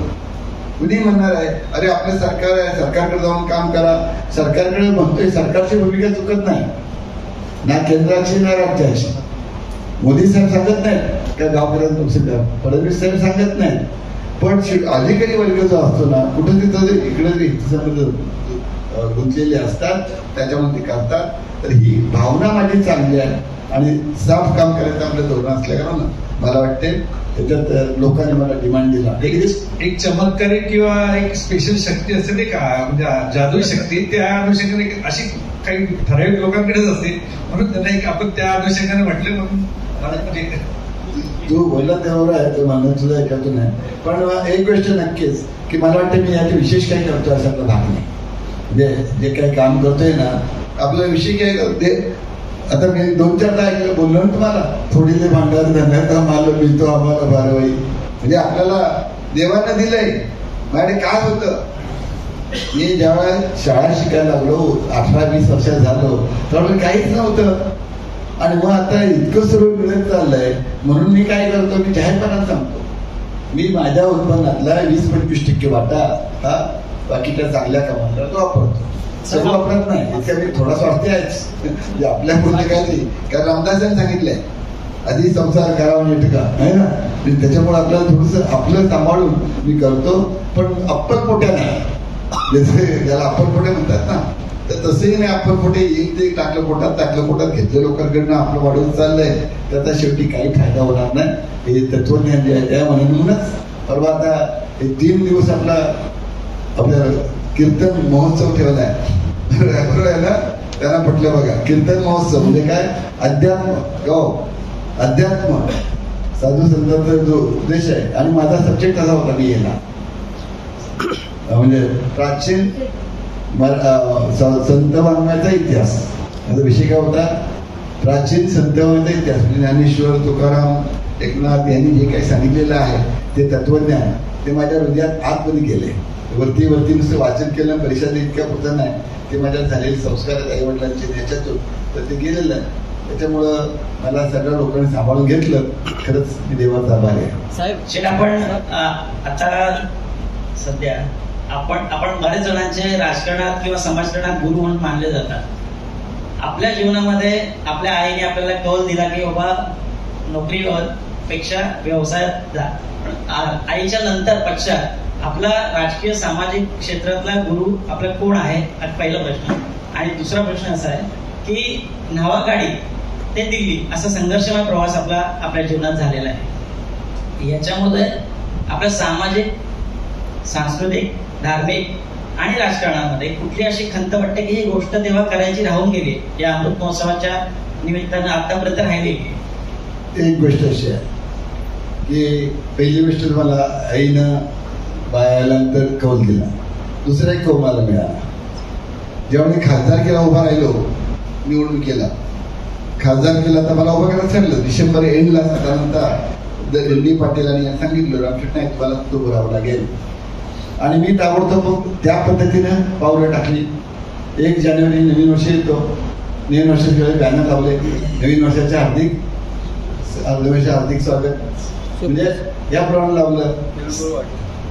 संक्रांत आली, तिरगुळ वाटे, म्हणजे आचारसंहिता सुरू आहे याच्यानंतर 2 कामं मी केली आहे ना. त्याच्यानंतर त्यावर फार राग गेलो. एकविरा आईकडं कौल मागितला, हिने कौल दिला मला. ते बघा, देव धर्म सर्व माझ्या मागं टाकपणा उभा. आईनं कौल दिला, माझ्या ह्या आईने स्वतःच्या आईनं दिला आणि एकवेळ आईने सुद्धा मला कौल दिला. ते 2 वेळा कौल मला दिला. म्हणजे देवाचा कौल, देव सुद्धा देवी सुद्धा माझ्या पाठीशी ठामपणा राहिलेला आहे. आता त्यानंतर तुमचा प्रश्न दुसरा होता, ते काय नावाकडे व्यासंघर्ष कुठली गोष्ट करायची राहून गेली या 74 वर्षामध्ये. आता ह्या याच्यामध्ये 74 वर्षात लागून गेलंय, बरंच राहिले. ते काय सगळंच काय झालंय अशातला भाग नाही. म्हणजे शिक्षण क्षेत्रात मी केलं, मला समाधान आहे. शाळा, कॉलेज, CBSE, लॉ कॉलेज वगैरे सर्व केलं. पण शिक्षण क्षेत्रात केलं, समाजसेवेत केलं. मला वाटते असा क्वचितच एखादा गाव असेल की तिथे माझी काही मदत पोहोचलेली नाही. शाळेकरता कोणी आले, कॉलेज करता आले, आणखीन कशा करता आले, तर मी फुलाची पाकळी काहीतरी त्यांच्याकरता करत असतो. राजकारणात जाऊन तुम्हाला सांगितलं की मी कामं करत गेलो, पण मला खंत राहील त्यावेळेला की शेका पक्षात तुम्ही खासदार झालोय, पण मला ज्या पद्धतीने ते काम करायला पाहिजे आहे त्यात गावाची कामं, तालुक्याची कामं, काय म्हणजे आपल्या भागाची कामं आहेत ती करता येत नाही. आणि आज ही खंत राहिली अशी आहे, आज सुद्धा खंत अशी राहिलेली आहे की इथे प्रकल्प अनेक आले आणि प्रकल्प राष्ट्रीय शिडकोना किंवा या जे आलेले आहेत त्या प्रकल्पाने पाहिजे तितकं लक्ष आपल्या प्रकल्पाकडे दिलेलं नाही. म्हणजे ते प्रकल्प खरं बघायला गेलं तर काय मर्यादा असतात ना प्रत्येकाला. म्हणजे माझ्या आयुष्यात मी काय किती जरी झालो तर त्या मर्यादा आहेत की त्यांच्याकरता आहे बघा. स्मशानभूमी करता आज आपल्याला झगडावं लागतोय. काही लोकांना तुम्ही 12.5 प्लॉट आहेत, 2.5 प्लॉट आहेत, त्याचा अजून करताय. गरजेपोटली घरांचं एकदा भूमिका झाली. मी स्वतः 2007 साली त्या उल्हासरावने भूमिका मांडली, कसं मी घरं वाचली पाहिजे, शिडको करता पाहिजे तर मला बेनिफिट रोड टाका, बाहेरचं तुम्ही शिडको करा, पण त्या बेनिफिट रोडच्या आतली जागा जी आहे ती गावाल्यांना विलासरावने आदेश दिला त्यावेळेला काय की ठाणे कलेक्टर, रायगड कलेक्टर या नवीन क्षेत्रात जावं. ठाणे कलेक्टर बेला प्रॉपर्टीसाठी, रायगड पनवेल रोडसाठी, आणि त्यांनी गावकऱ्यांना किती गावठ्यान वाढवलं पाहिजे ते त्यांनी ठरवावं. म्हणजे हे मी प्रयत्न केले, तिथे संमती मिळाली, पण काम पूर्ण नाही झालं. परत पुढे आता फडणवीस साहेबांनी 200 मीटर सांगितलं, 200 मीटर गावठ्यान विस्तार द्यायचा. आता शिंदे साहेब आले होते, त्यांनी 250 मीटर सांगितलं, झालं का? म्हणजे हे जे गावठाण विस्ताराचं असेल किंवा याच्यातलं असेल किंवा हे जे काही प्रोजेक्ट व्हायला पाहिजे आपल्याकरता ते झालेलं नाही. माझ्या डोक्यात ती खंत आहे. म्हणून कधी कधी मी असा रस्त्यावर जो भांडत असतो ना, पाऊस असो किंवा टोल नाक्यावर तसं असतो काही करत असतो, अजूनही पुढे सुद्धा मी भांडणार आहे. फक्त थोडा मर्यादा आहेत, जराशा राजकीय मर्यादा असतात ना, त्या मर्यादा आहेत, पण त्यातूनही जितकं जमेल तितकं मी काम करणार. शेवट तुम्ही 50 वर्षाची व्यावसायिक कारकीर्द सांगितली, 74 वर्षाचं आयुष्याची कारकीर्द सांगितलीत, मात्र तुम्ही तुमच्या विवाहाबद्दल अद्याप काही माहिती दिली नाही. तर अर्धांगिनी हे आपल्या पाठीमागे उभी असते, तर आपलं लग्न कसं जमलं, त्यावेळची परिस्थिती काय होती? आता बघा, घरातला अपघात काय अपघात, बरोबर आहे. लग्न झालं असं की अनपेक्षित झालं. म्हणजे मी हायस्कूलला गेलो त्यावेळेला हायस्कूल करता शाळेत भगत साहेबांनी जे करबीर राणांची संस्था भगत साहेब ND पाटलांच्या आशीर्वादानं जे परिसरात आमच्या गावात सुरू झाली आणि ती जनार्दन भक्तांनी, जनार्दन भक्तांची शाळा सातारा कॉलेजमध्ये मी शिकून आलो, BA झालो. इथून हायस्कूलला शिकलो ना गावात, आणि मी कॉलेज झालो. मग भगत साहेबांचे नेते, वडील पण त्यांचे शिष्य, काका माझे त्यांचे शिष्य, आणि त्यांनी हायस्कूल काढलं, मला शिकवलं, मी सातारा शिकून आलो. आणि आताचे माझे सासरे म्हणूया आपण भगत साहेब आहे की नाही, तर त्यांचं लक्ष माझ्याकडे गेलं की आता आपल्या मुलीला जर वर पाहिजे, नवरा पाहिजे असेल तर हा पोरगा तिकडे 17 जाऊन शिकून आलेला आहे ना, तर याला आपली मुलगी द्यावी. आणि मग त्याने काय केलं, आमच्या शाळेवर जाधव नावाचे क्लार्क होते, त्यांना गाठलं. अरे म्हणा असं कर ना, तर रामशेठ तुला विचारायचं आहे, रामशेठ नाही राम ठाकरे विचारायचं आहे. तर त्यांनी मला कसे विचारतील, ते माझं जरा मी थोडंसं ग्रॅज्युएट झालं ना, जरा भावात होतो थोडंसं, तर मला नाही विचारलं त्यांनी, मी त्यांचाच भक्त करेन, त्यावेळेपासून मी त्यांना मानणार आहे. तर त्यांनी जाधव नावाच्या आमच्या हायस्कूलच्या सरांना सांगितलं की असं असं कर. मग जाधवाने एक आयडिया केली, ते माझ्या वडिलांना भेटले. आता वडील सांगून नापा भगतसाहेब त्यांचे दैवत, जसं आमचे एन डी पाटील कर्मवीरांना वगैरे आहेत ना, तसं दैवत. मग त्यांनी वडिलांना सांगितलं. आता वडिलांवर भगतसाहेबांचा फार मोठा प्रभाव होता, म्हणजे बाकी पैसे नव्हते, जमीन वगैरे ते, आणि त्या दृष्टीनं मग त्यांनी वडिलांना सांगितलं. वडील हुडून गेले. अरे वा, जनार्दन भक्तांचं आमच्याकडे सुविधी होते म्हटलं, तुम्ही त्यांची सुविधी भाग्यच होतं. मग त्यांनी ताबडतोब संमती दिली. मला असं मला काय अजून माझं काही लफडं नाही, त्याचं काय करेल त्याच्यामुळे मला काही हरकत नाही म्हटलं. तर एक भक्तांच्या मुलगी, आता मी त्याला खरं म्हणजे ती माझी मिसेस जी आहे ना, ती येतात 9thला, मी 11वीला. पूर्वी ते 11वी जुनं 11वी होतं, एसएससी नव्हतं, आमची शेवटची बॅच असेल. पण त्यावेळी ती शाळेत होती, पण ती कुठंच काय बोलतच नव्हती, शब्दही काढत नव्हती. त्याचा आवाज आहे तिची. ते आणखीन एक गोष्ट दुसरी भारीच आहे. तिची एक गोष्ट अशी भारी आहे का, मग तशाप्रमाणे जर लग्न झालं, म्हणजे आता ठरलं ना, लग्न झालं, लग्नाला आम्ही पनवेलला आलो, तिला हॉटेलमध्ये नेली, आदर्श लॉज आहे ना, तिथे घेऊन गेलो. त्याला मला जरा लग्न झालं त्या माझ्याकडे मोटरसायकल आली होती ना, हॉटेल होते, पण ते हॉटेलला गेलो, लस्सी मागवली, घे लस्सी. ती पहिलाच तयार नाही, लाजत होती. लस्सी प्यायला पण लाजत होते. इतकी अबोल, इतकी याच्यातून तिला सापडतो ते कुणी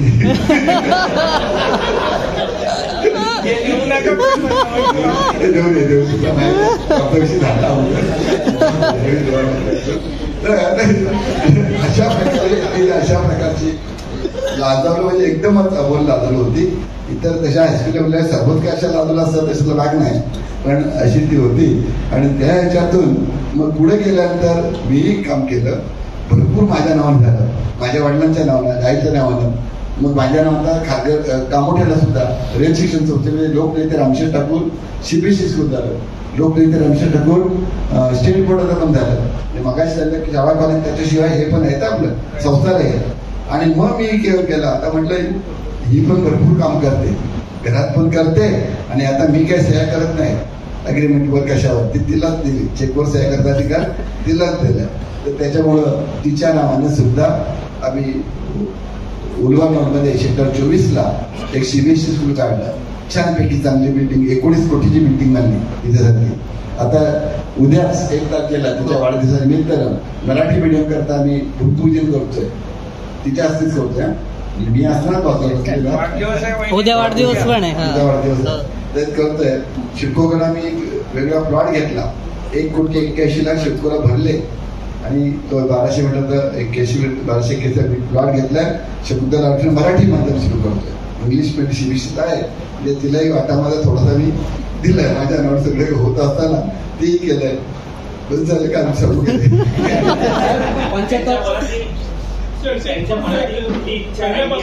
पाटील देशमुख हे आपल्याबरोबर होते राजकारणामध्ये, समाजकारण याच्यामध्ये देशमुख साहेब होतात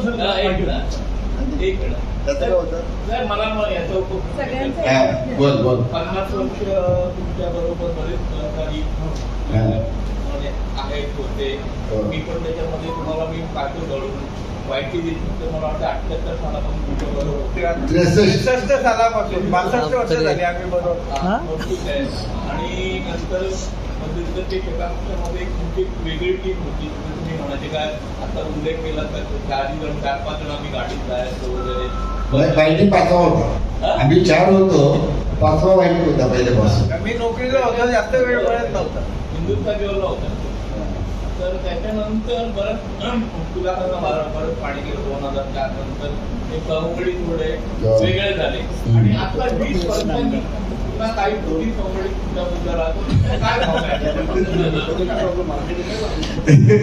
जुन्या चवडीचा उल्लेख केला ती खरी गोष्ट आहे. कारण मगाशी बघताना आम्ही खास दोस्त होतो त्याच्यानंतर सुद्धा माझ्या आयुष्यामध्ये मगाशी तुमचा प्रश्न विचारला होता का सर्व थरामध्ये अवलिया म्हणाल ते म्हणजे अजात शत्रू असा नावाचा एक शब्द असतो है ना.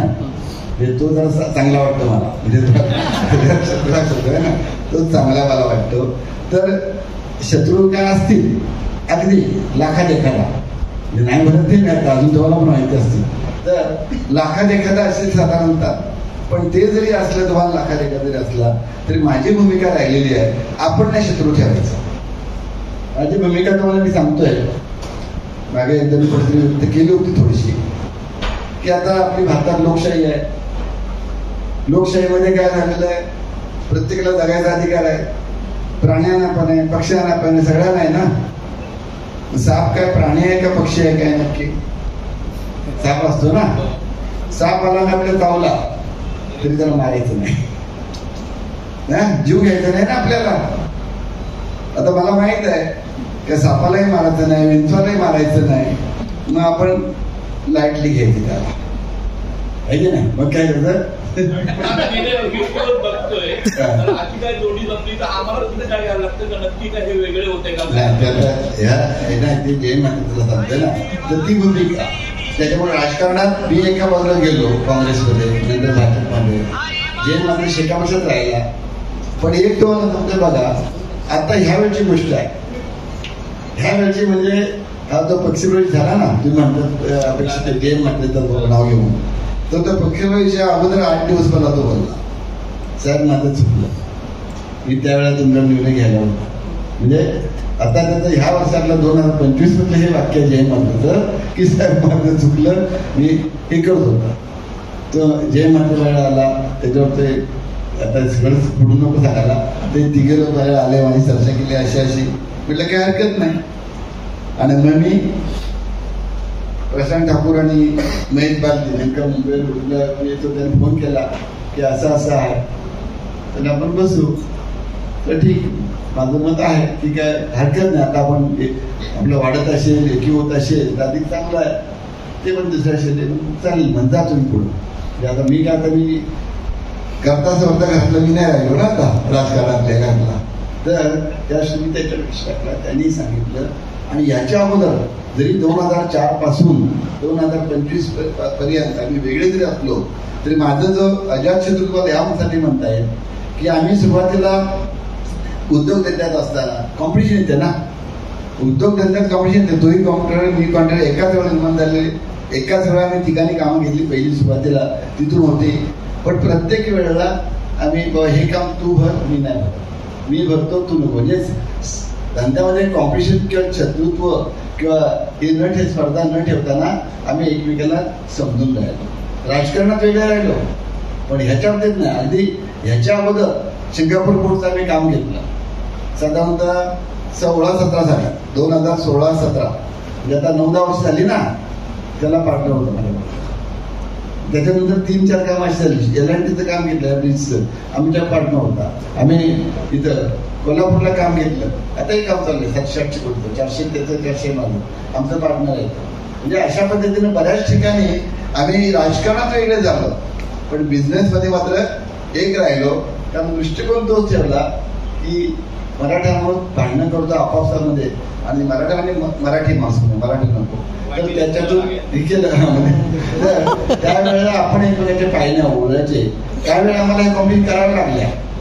FA कन्स्ट्रक्शन नावाचा माणूस होता कॉन्ट्रॅक्टर होता आणि त्यांनी एकदा एक काम जे आहे ते काहीतरी 34% बिलो भरला. मग पुढच्या वेळेला मी माझं काम 36% बिलो भरला. म्हटलं कर कॉम्पिटिशन कसे करतो म्हणजे बिलोला पण मर्यादा येत नाही. 5-10% बिलो ठीक असतं. मी पण भरलं कारण मला जी गोष्ट माझ्या फायद्याची आहे ती इतरांना नाही. उदाहरणार्थ मातीचं काम म्हणजे असायचं. मातीचे गाड्या भरल्या जातात. आपल्या लोकल मधल्या गाड्या असतात बऱ्याचशा मी एक काम केलेलं आहे, माझ्या धंद्यामध्ये सर्वांना समान संधी दिली. म्हणजे 3 पुकली लागल्या, 4 पुकली लागल्या आमच्या, आणि गाड्या भरायला आमच्याकडे 60 असतील 70 असतील, तर नंबरला माझी गाडी नंबरला लागते. काम माझं आहे म्हणून माझ्या कामाकरता मी पहिल्यांदा माझी नाही, तर त्या जास्तीत जास्त लोकांच्या दंपर घेणं, कामावर हे करणं, म्हणजे आपण आपल्यापुरतंच नाही बघायचं हे धोरण आहे आपल्याला. आणि ते मला कधी काय झालं, समाजामध्ये मान द्यायला कुठल्याही गावाला गेलो, पुण्याला जा, नगरला जा, कुठे इकडं जा तिकडं जा, म्हणजे जे मी ज्या पक्षात होतो त्या पक्षाचं नसेल ते गाव, सरपंच वेळास काय असेल, पण त्या गावाला देवळाला कुठे त्याची कलर करायचं आहे, सगळं जे असेल करायचं, त्या लोकांना कामावर घ्यायचं, हे सगळं केल्या कारण ते स्थानिक माणसाला तुम्ही सामावून घेतलं, सहभागी करून घेतलं तर तुम्हाला अडचण येत नाही. हे तत्व जे आहे की नाही हे मला मिळालं, आपलं माझ्या डोक्यात मी ठेवलं ना, ते मला फार उपयोगी पडलं. आपण ज्या गावाला जाऊ ना त्या गावाचं आहे आपल्याला, त्या गावाच्या काय सुखदुःख असतील ते आपल्याला बघायचं. आणि तशा पद्धतीने जात असताना मी हे आपल्यातलेच लोक आहेत. मी असं केलं सुरुवातीला 10,000ची कामं घेतली, 50 कामं घेतली, 1 कोटीचं काम काढलं. शिकवलं किती काढलं, 1 कोटी 10 लाखाचं काम काढलं. कुठलं काम? आपल्याच गावातलं, म्हणजे शिवाजीनगर ते नावा रस्त्याचं काम काढलं. आणि एक काम आम्हाला यायला त्यावेळेला मी कॉन्ट्रॅक्टर नव्हतो, पीस वर्कर होतो. कॉन्ट्रॅक्ट म्हणजे टेंडर भरून आम्हाला होत नव्हतं. मी मोर्चा काढला. बघा, मी त्याला खासदार नव्हतं, काय नव्हतं, मी त्याला काय केला, मोर्चा काढला. ही गोष्ट तुम्हाला सांगतोय 77 मी पहिलं काम 10,000चं घेतलं, 77ची, आणि सांगितलं की हे काम काय ना आम्हाला अतिरिक्त भविष्य नाही हे नाही. तेवढं आम्ही असं करतो, आम्ही 5-5 लाखाचं काम, 10-10 लाखाचं काम, 1 कोटी म्हणजे 10 पीस करा तुम्ही 10-10 लाखाचे. आणि आम्ही 10 लाखाचं काम मी पण करू शकत नाही, पण तो गाव, उलवा गाव 10%, कोपरगाव 10%, जास्ती गाव 5%, म्हणजे अशा रीतीला एकत्र सहकारी बंधू आपण ना तशाचं काम केलं. शुक्रवार तुम्हाला हे काम आम्हाला द्यावं, आम्ही पीसवर्क करून घेतो आणि आम्ही काम केलं. जे लोकांना बरोबर घेण्याचं काम आहे ते आम्ही केलं. हे तत्व जे माझ्या बाबतीत आपल्याला आहे, कामं आल्यानंतर मला सगळी कामं पाहिजे अशातल्या भावना योगदान ते केलं. आणि मग त्यालाही समजलं होतं त्या धंद्यात आपण विचित्र गेलो, जसं 32-36% बिलं जात आहे, तसं आपल्यात पण मारामारी ते होतील, ते ठेवलं नाही. आणि त्यामुळे आमचा संबंध कायमचे चांगले लागले. इव्हन आम्ही गव्हाण ग्रामपंचायत असेल, आता याच्या अगोदर 10 वर्ष 15 वर्ष बघा की तिथे आम्ही शेका पक्ष आणि भाजप एकत्र विरुद्ध लढत नव्हते. शेका पक्ष आणि काँग्रेस, मी आणि जे मध्ये ते लढत होते. बाकी ठिकाणी तालुक्यात 2 तालुक्यात होतोच लढायला, पक्षांमध्ये लढाया व्हायच्या. पण आम्ही जिथं आलो तिथं दोघांनी समजूतदारपणा दाखवला. शेवटी माणसांना आपण कुठे थांबायचं हे समजलं पाहिजे. बरोबर घेऊन दुसऱ्याने गेलो आपण तर आपल्याला नक्कीच त्याचा फायदा होतो. आणि ही समज मला जी काही थोडीशी मिळाली कुठून तरी, तर ती माझ्या फायद्याची पडते. आणि जे म्हणतात आमचं कधीच फाटलं नाही. किरकोळ थोडं येतं, प्रत्येक व्यक्ती आहेत तर थोडी होऊन जाईल, काय हरकत नाही. आणि IT देशमुख तर आम्ही 7वीला एकाच वर्गात होतो. 7वीला आम्ही नावाखाडीवरून खाली बुडाल्यानंतर शिवायला राहायला आलो आणि 7वी ते शिकायला. हायस्कूलला पुन्हा 8वी ते 11वी एकत्रच होतो. म्हणजे ती तिथून दोस्ती झाली, ती फेविकलची जोड झाली असं झालं. आणि त्याच्यामुळं आम्ही एकत्र राहिलो. नंतर आता 2 नवीन पहिला राहिला होता, मी पनवेलला राहिलो होतो. त्याच्यानंतर मग झालं की त्याला नगरसेवक पदाला मी संधी दिली, कारण त्याकडून मी खासदार झालेलो होतो. म्हणजे पनवेलचं वाटे पिटे थोडं माझ्या पदार्थ पण पडलं, वाटे वगैरे आली, मग ते नगरसेवक केलं, सभापती झाला माहिती 2-4दा. म्हणजे अशी शेवटी आपण सर्वांना ज्याला त्याला. आणि JP संस्था व्हाईस चेअरमन किती वर्ष, मी चेअरमन तो व्हाईस चेअरमन, ही जोडी बरोबर वाढली की नाही. तशा पद्धतीनं अजूनही म्हणजे पहिल्या दिवसापासून तसं थोडे दिवस होता आमच्यात. म्हणजे विवेक पाटील अध्यक्ष होता, जे मात्र व्हाईस चेअरमन होता. पण जसं विवेक पाटील हा होता, पण विवेक पाटलांनी सांगितलं संस्था तुम्ही बघा. मग तो अध्यक्ष अरुण शेट्टा केला, आम्ही विवेक पाटील कोण गेला, अरुण शेट्टे गेला, व्हाईस चेअरमन त्याने बोलवलं जय मात्रेला, तो असा आहे की नाही म्हणायचं तुम्ही बघा, तुम्ही बघा. मी तो शेकायला राहिला होता ना, तुम्ही बघा. मग व्हाईट झाला त्या दिवसापासून तो आजपर्यंत व्हाईस चेअरमन आहे. आणि साधारणतः मी चेअरमन आहे, हो व्हाईस चेअरमन तर आपण भगवान श्री रामचंद्रांच्या नावाने आपल्याला या आयुष्यात नाव मिळालं. मराठी माणसांनी शून्यातून विश्व कसा निर्माण करावा याचं उदाहरण आपण जगाच्या समोर मांडतो.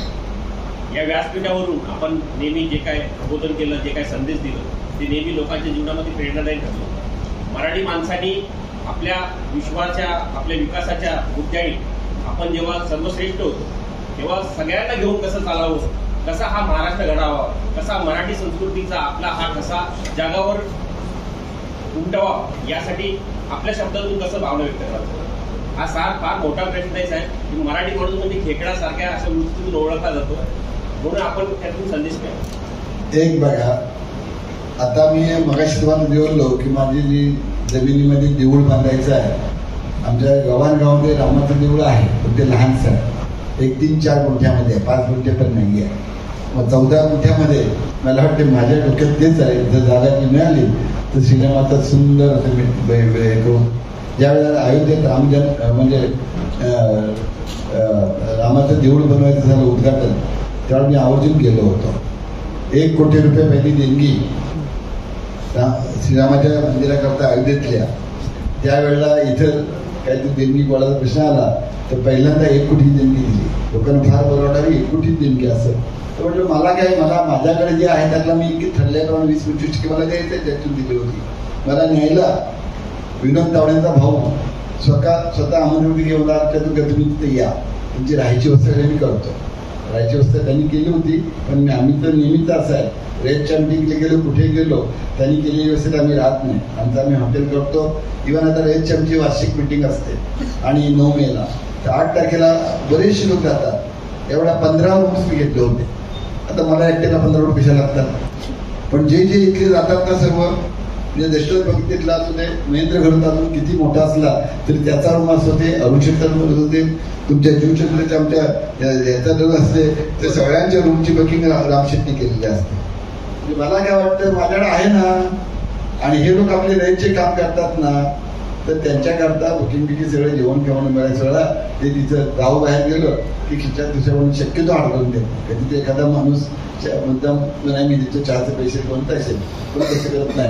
तर ह्या पद्धतीनं सर्वांना बरोबर घेऊन जा. श्रीरामाचा आशीर्वाद मला मिळाला आणि त्या श्रीरामाचं जे होतं की आई वडिलांच्या शब्दाखाली खतर श्रीराम वनवासात गेले.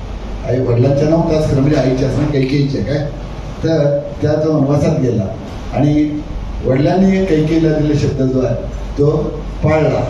तसं मला वाटते मी सुद्धा शक्यतो तो प्रयत्न करतो, म्हणजे 100% किंवा 1000% म्हणणार नाही, पण शक्यतो तसं करतो की मग मित्र असो किंवा आणखी कोणी असो काय असो, तर त्यांच्याकरता आपण आपल्या अंगावर कष्ट घेतले चालतील, पण आपण त्यांना घेऊ सेठ राम.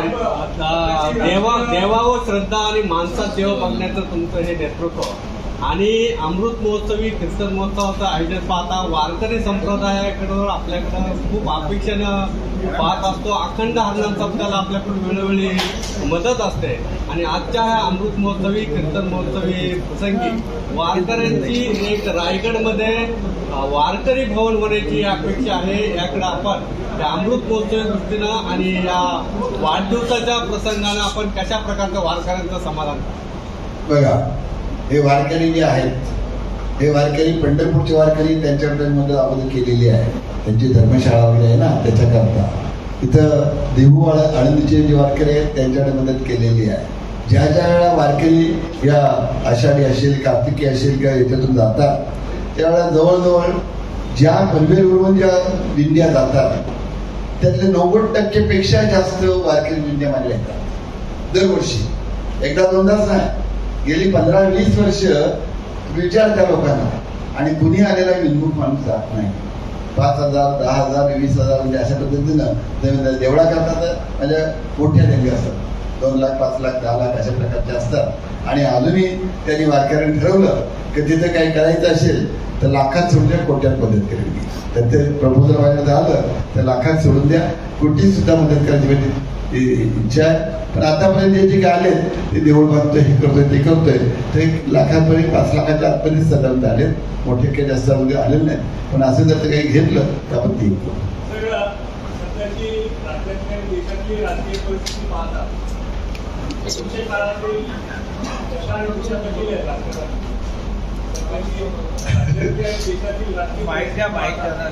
नाही त्यांना असं पण झालं. बघा, भविष्य काळातलं राजकारण हे प्रशांतच्या दृष्टिकोनात आहे. भविष्य काळात राजकारणाची दशा आणि दिशा कशी राहील?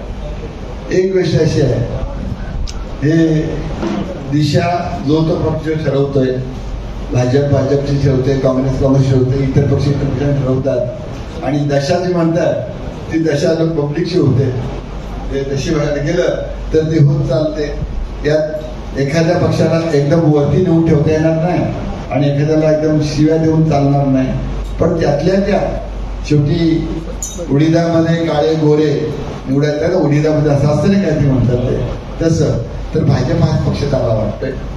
भाजप मोदी साहेबांचं नेतृत्व आहे, कारण त्यांनी काय केलेलं आहे, गोरगरिबांचा विचार करायचा. पण पहिलं राष्ट्र भाजपचं आहे काय, पहिले राष्ट्र मग पक्ष आणि नंतर मी.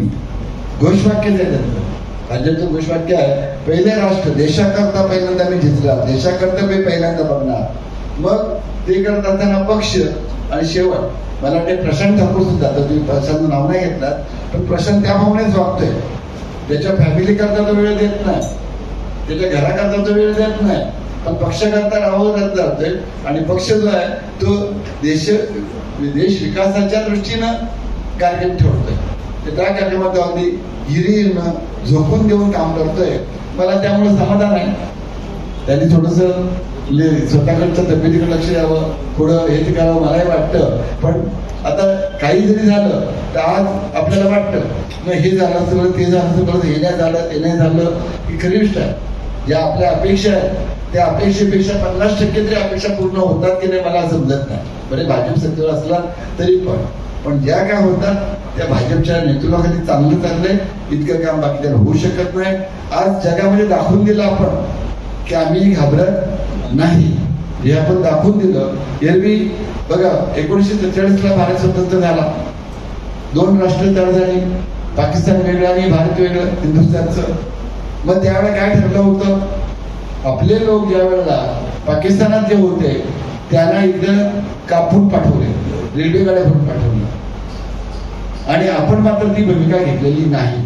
आपण सहिष्णू आहोत आणि त्याच्यामुळं जे आहेत ते आपले आहेत. कुठल्याही जातीचा असो, धर्माचा असो, आपण ते भेदभाव पाहिलेलं नाही. आणि तीच दिशा आजही घ्यायची आहे. पण आपल्यात राहून जर अशी पाकिस्तानची हिरगिरी असेल, त्यांना काय मदत करत असेल, शत्रू राष्ट्राला, पाकिस्तान आहे का त्यातला मोठा शत्रू राष्ट्र आहे, इतरही काही असतील, तर त्याच्या दृष्टीनं हे काम भाजप चांगलं करतोय. त्याच्यामुळे जरी थोडीशी आपल्याला संकट अडचणी आली आहे तरी आपण त्यांना सपोर्ट करणं गरजेचं आहे. साहेब, आपण 75 वर्ष राजकीय सामाजिक क्षेत्रात कार्यरत आहात. आता तुम्ही नवीन पिढी इथं तुमची बसवलेली, आमची त्यांच्याशी काही ओळख नाही, पण आम्ही विचारतो साहेब, आता राजकीय संन्यास तुम्ही घेतला असं तुम्ही मागाशी सांगितलेलं आहे. ठाकूर कुटुंबाची युवा पिढी राजकारणात उतरणार का? आणि दुसरा माझा एक प्रश्न साहेब असा आहे की तुमचे जे विचार आहेत, जे तुमची लोकांबद्दल मदत करण्याची जी ताकद आहे, जे तुम्ही ते विचार तुमच्या कुटुंबापैकी कोण चालू शकता असं तुम्हाला विश्वास आहे? तसं पाहायला गेलं तर 2 माझे पुत्र आहेत. ते दोन्ही पुत्र त्या रस्त्याने चालले, म्हणजे त्याच्या दृष्टीने कुणाला त्यांना असं नाही म्हणजे का मीच इथे पाहिजेलं आहे अशा प्रकारचं नाही. आता हा कमी बोलतो, पण इंग्लिशमध्ये भाषण असलं की त्याला सांगतो करायला, इंग्रजीमधून भाषण करायला मी त्याला सांगतो. आणि तो तर आता याच्यापेक्षा लहान आहे तो, पण तरी देखील त्याच्या वर्गातले त्याचे टीचिंग करतोय, काय करतोय, भाषण जे आहेत ना ती आता दुबईला सुद्धा तिथले सगळं तो करत होतो. तर सध्या आमचं एक ठरलेलं आहे की मी सूचना त्याला केलेली आहे की तू ग्रॅज्युएट झाल्यानंतर कमीत कमी 8 ते 10 वर्ष बिझनेस बघ, राजकारणात यायला काही कधी येता येईल. मी जसं वयाच्या 47 वर्ष राजकारणात गेलो, 47 वर्ष, म्हणजे मी वयाच्या 98ला माझं वय 51 पासून 98 47 झाली होती ना. पण पहिल्यांदा धंद्यात स्थिरतावर झालो आणि तो मला गृहमंत्री दिला माझ्या सासऱ्याने, निराकर भक्तांनी. मी ज्या वेळेला जनता पक्ष स्थापन झाला पहिला सुरुवातीला, तर त्यावेळेला जनता पक्षात जायचा माझा बेत होता. त्याला जनता पक्षामार्फत या विधानसभेला पनवेलच्या सुरेश ठाकूर निवडणुकीला उभा होता 78 साली. सुरेश ठाकूर उभा होता, डॉक्टर गांधी ते काम करत होते, म्हणजे त्यांच्यावर मी पेंटच्या मिटिंगला गेलो होतो. वायटी पण होता, एक 4-5 लोक होता मी. पण तिथे गेल्यावरती जाऊन आलो वगैरे. आणि मग आमच्या सासऱ्यांनी सांगितलं, सासरे जिल्हा परिषदेचे एका पक्षाचे, मग ते त्यांना सांगितलं ही निवडणूक लागली, मी जनता पक्ष उभा राहतोय. तर नाही तसं नाही करायचं, तुम्हाला उभं राहायचं असेल ना तर मी नाही राहत, एका पक्षात तुम्ही राहा. तर असं नको, तुम्ही त्यावेळेस निवडणुका एकत्र होत होत्या, म्हणजे पंचायत समिती आणि जिल्हा परिषद एकाच वेळा व्हायची. मी सांगितलं तुम्ही शेडपीला राहतो तर मी पंचायत राहतो, तुम्ही पंचायत राहतो मी शेडपीला राहतो. जरा नवीन शिकल्यात करून होतो, थोडं हे होतं, उद्योगात थोडं बऱ्यापैकी आलेलं होतं. पण त्यांनी त्यावेळेला काय केलं, नकार दिला. आणि त्याच्यामुळं मी म्हटलं आता सासऱ्यांनी सांगितलं की तुम्ही पहिला धंदा करा, इतक्यात नको, नंतर काय बघता येईल तुम्हाला. आणि मी तो मंत्र ऐकला, त्यांचा सल्ला तो ऐकला आणि त्याचा फायदा मला आता झाला. त्याच वेळा लक्षात गेलो असतो तर कोमेजलो असतो, बरं आहे ना. अकाळी याला की काय होतं, बोल कोमेजतो, तसं झालं असतं. त्यामुळे सासऱ्यांचा मला चांगला सल्ला मिळाला आणि मोठ्यांचा ऐकलं की थोडा फायदा होतो.